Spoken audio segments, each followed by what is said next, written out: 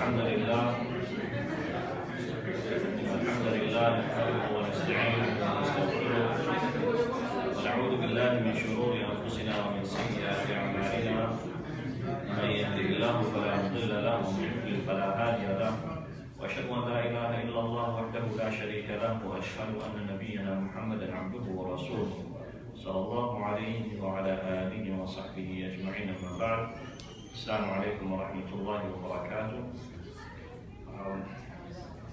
The idea behind going through the life of the Prophet ﷺ is for us to get an understanding of the great guidance that the Prophet ﷺ came with. We often emphasize the importance of following in the footsteps of the Prophet ﷺ. But in order for us to do so, especially on a day-to-day basis in our lives, it is important for us to know how he went about dealing with many of the situations that he faced throughout his 23-year or so risala, the mission that Allah subhanahu wa ta'ala gave him. Now, today, we chose to highlight one very important point in the life of the Prophet ﷺ. We've discussed it before. It is the Sulh al-Hudaybiyah, the Treaty of Hudaybiyah, and some people, they might say, how many times are we going to study the Battle of Badr? How many times are we going to go through the Treaty of Hudaybiyah or these specific events? But for us as Muslims, it is important that we repeat those lessons. Every time we repeat the classes, the incidents in the life of the Prophet ﷺ, something new comes up. We don't say, why are we going through the same chapter, or why are we going through Surah Al-Fatiha? We all know Surah Al-Fatiha, just as an example.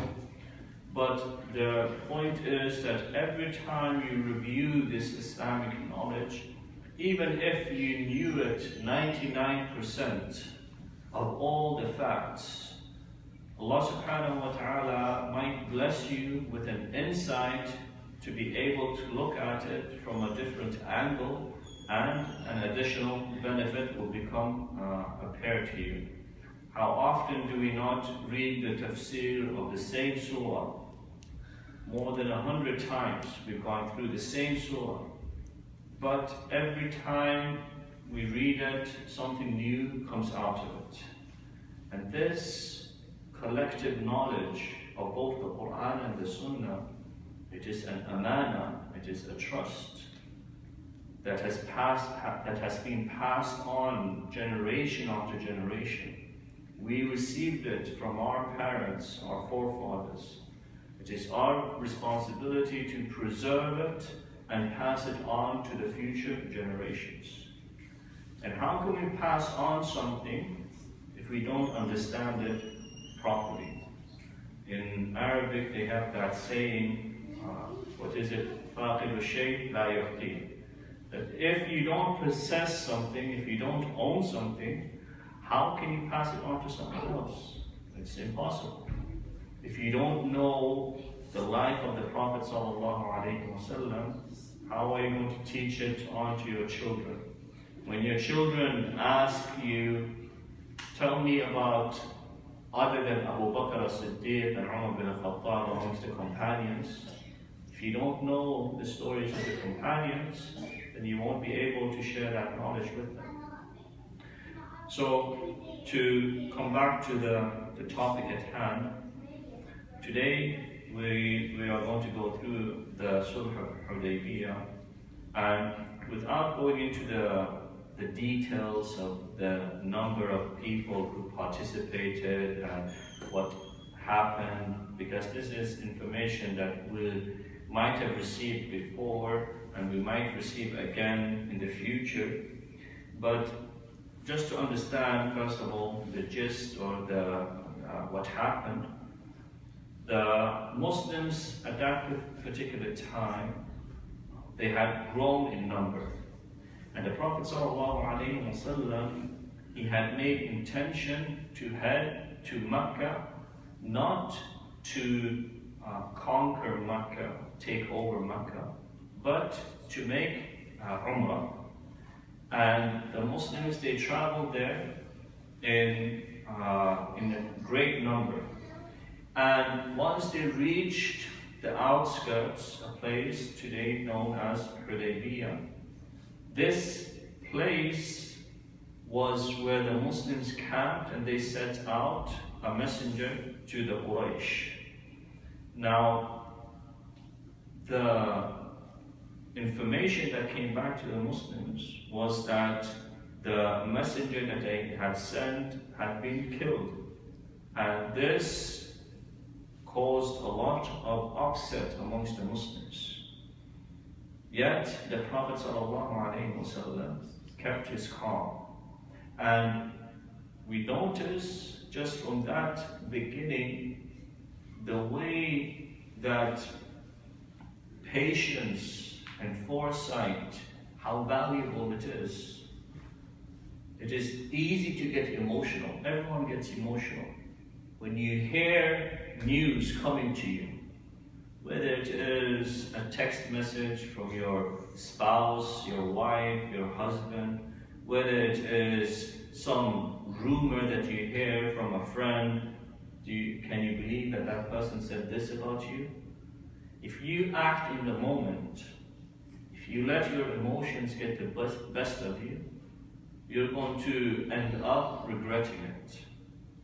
And this is what everyone knows to be true. Yet we always fall into that mistake, that we act on that information quickly, and then we think afterwards. Right? Some people, they say, shoot first and ask questions later. Right? This is the mentality that people have. But Islam teaches us the complete opposite. Instead of reacting based on your emotions, take some time. Instead of responding back to that message, that email that was so offending, let it sit for a day. And you will see the response that you give the next day is different from the response that you would have given in that moment. And the outcome of Hudaybiyah is what really strikes what is really the most powerful message, that it shows the importance of knowledge in Islam. It shows the importance of hikmah, that the companions, even though they disagreed with the Prophet ﷺ in the way that he dealt with the Treaty of Hudaybiyah, they did not oppose him. They did not oppose him. It is even mentioned that Umar bin Khattab, he was so upset that the Prophet ﷺ had agreed to these terms that he even mentioned it to the Prophet ﷺ. But once he saw that the Prophet ﷺ had taken a firm stance, the companions, they knew their place.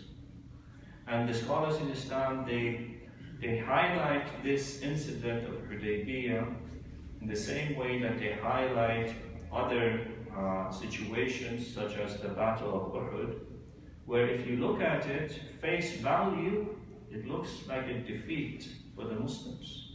It looks like the terms are unfavorable. But the Prophet ﷺ is using his insight and his knowledge to look beyond the present. And this is one of the benefits that Islamic knowledge, the ilm of Sharia, gives you. That once a person has studied the nusus, when they've studied the Quran and the Sunnah, and they see the way that the Prophet ﷺ implements things, their focus is not always on the here and the present. I've shared with you before that the scholars, they say the true scholar is the one who is able to look up in the sky and tell you that because of the way that the wind moves and the clouds are moving, tomorrow it will rain, based on the knowledge that the person has. But the majority of the people, the only time they realize that it's going to rain is once their hair gets wet. And then they say, oh, it's raining, right? But again, this is the benefit of ilm shar'i, the Islamic knowledge, that it gives the person the insight. And now the Prophet ﷺ, some of the conditions that the mushrikeen put on him, if it was mentioned to any of us, we would have disagreed, we would have expressed our disapproval. Some of them was that they said there was going to be a ceasefire, no war between the Quraysh and the Muslims for 10 years. 10 years, no fighting. This doesn't sound like a bad thing. But once you add it to the other things that the Quraysh mentioned as stipulating conditions on the Prophet ﷺ, you'll understand what they were trying to hint at. Another point that they mentioned was that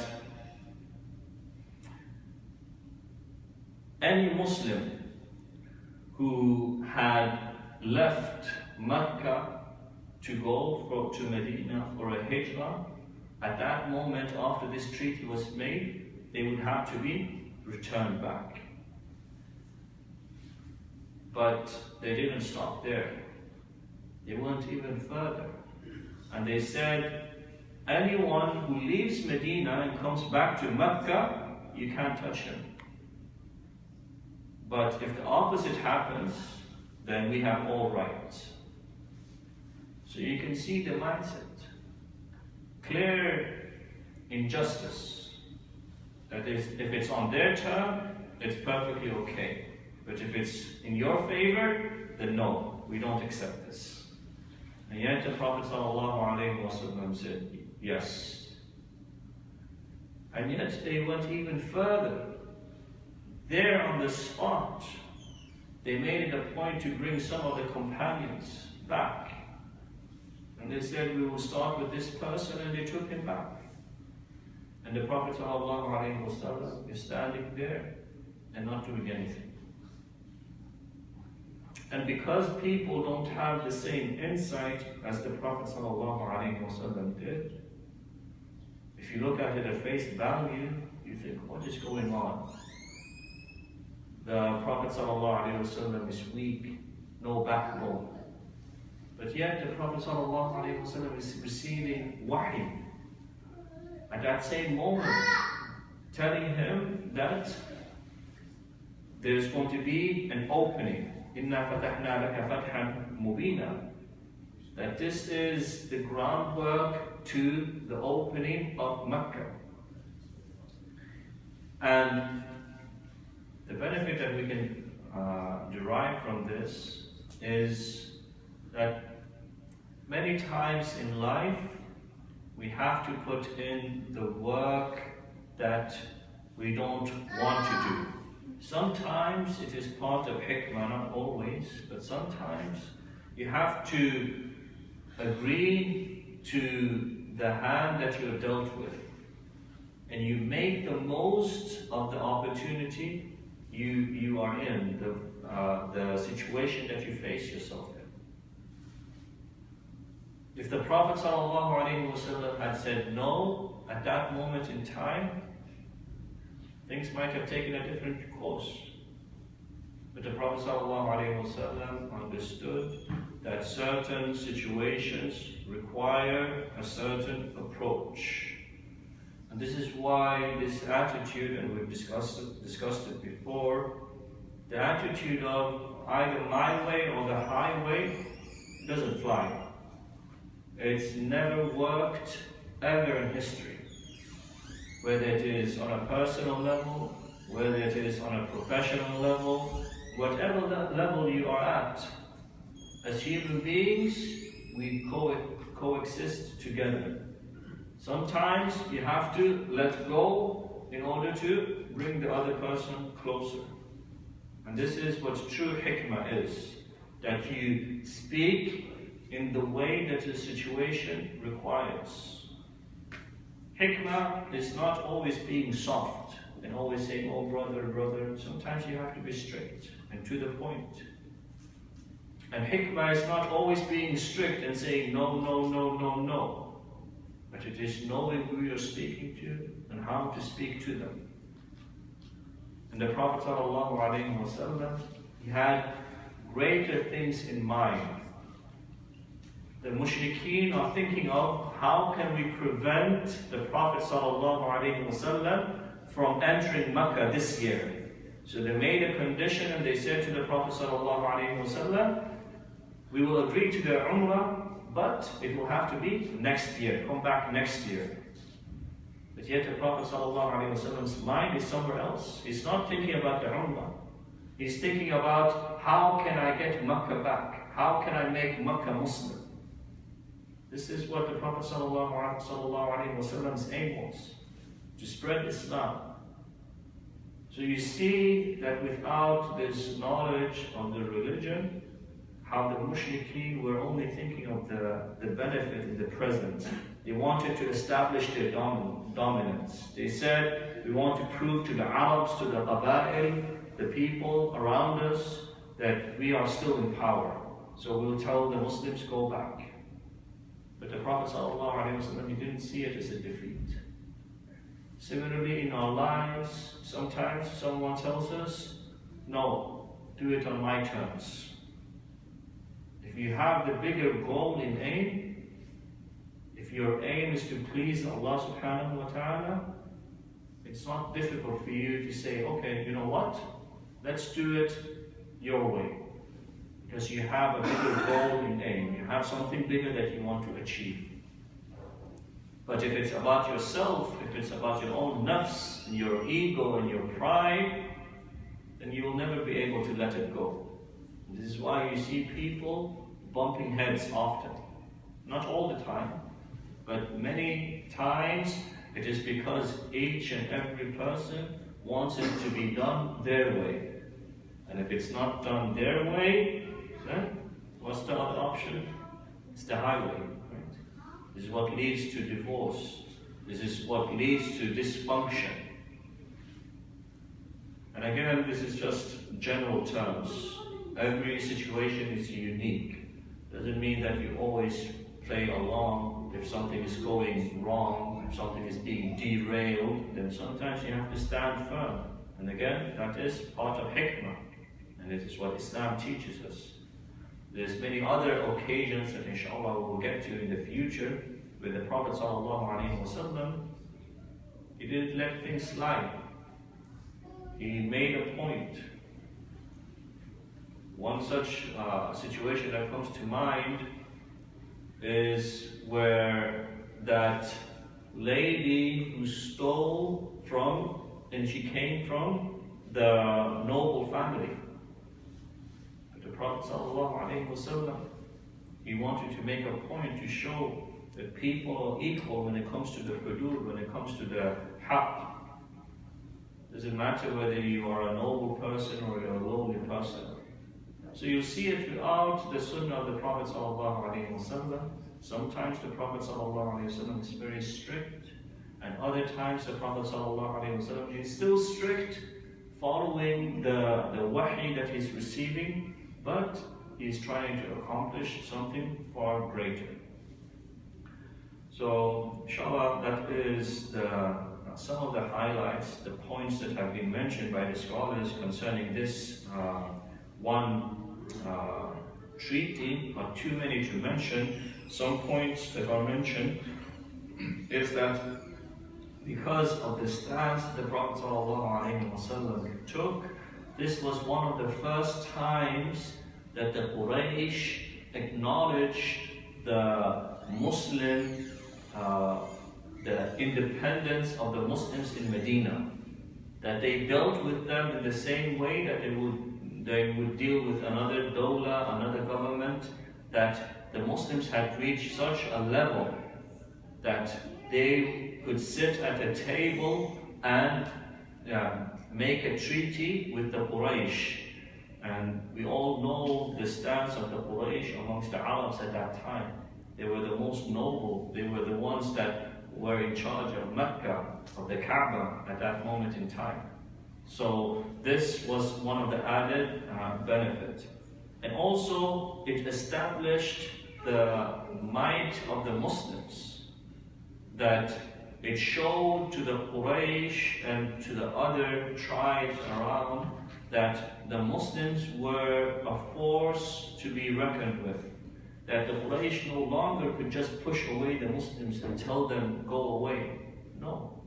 Now they had to sit down and make a treaty with the Muslims and say, okay, we will agree to your terms, but you agree to our terms. And then the final outcome of this, within the span of about 2 years, or perhaps less than that, the Makkah actually became Muslim. Makkah fell into the hands of the Muslims, and it was not in a way where the Muslims conquered Makkah, but it was an opening. There was almost no bloodshed that was, there was no killing that happened in Makkah except for very few skirmishes that happened outside, but the Muslims were able to enter Makkah unharmed. So this is some of the benefits when it comes to dealing with things based on knowledge as opposed to emotion. If we try to follow in the footsteps of the Prophet ﷺ, we will find the same outcome as the Prophet ﷺ, but we also have to be patient. That when you look at this moment in time in history, you think, oh, everything went well for the Prophet ﷺ and he went into Makkah, alhamdulillah. But then you forget all the years of oppression that the Prophet ﷺ went through in Makkah, when the Muslims were very few, when they were starving, when there was no food, when his wife Khadija radiallahu anha passed away, when his uncle Abu Talib passed away. All these hardships. And it shows that if you want to be on the path of the Prophet ﷺ, like the scholars, they tell us that expect difficulties, expect that things will not always go your way. You're going to be opposed, you're going to have people who speak behind your back. The Prophet ﷺ, he told us that on the day of judgment, there will be some prophets that will come on the day of judgment that they have no one amongst their people believed in them. لَيْسَ مَعَهُ أَحَدٌ, no one with them. And you will see other prophets that they have huge amounts of followers. But does that mean that the prophets who are by themselves, that they failed their mission? No. We as human beings, we do what is within our scope, within our ability, and we leave the rest to Allah subhanahu wa ta'ala. So inshallah with that, we will conclude today's class.